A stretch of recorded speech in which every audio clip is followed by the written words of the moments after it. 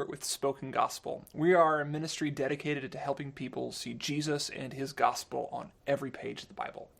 Today's verse is Psalm 139, 23 and 24, which says this: "Search me, O God, and know my heart.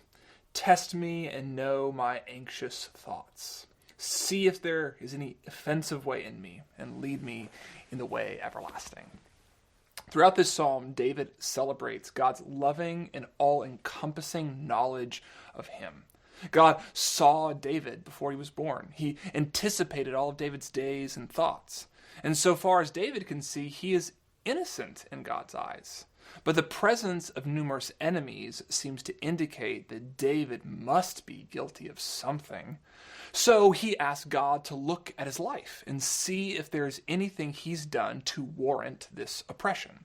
He implores God to examine him, not because he thinks he's guilty, but to prove his innocence. He asks God to give him a life that reflects his innocent heart. David's situation may not sound familiar to you. You probably don't think you are innocent enough to deserve everlasting life. But in Jesus, you are.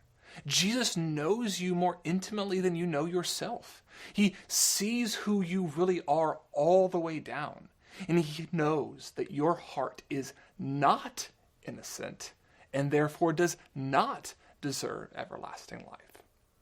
But despite an all-encompassing knowledge of your guilt, Jesus gives you his innocence through his death on the cross. He is the one more fully than David whose life situation did not reflect his innocence. He died on a cross, though he had a perfect heart. Yet, because he did this, you and I are given the life of the innocent and are given a heart so clean that God's all-knowing eyes can search and see his Son's perfection in us.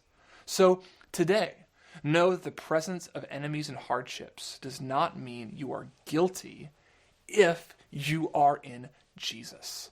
Let him search you. Let him know you, because in Christ you are innocent.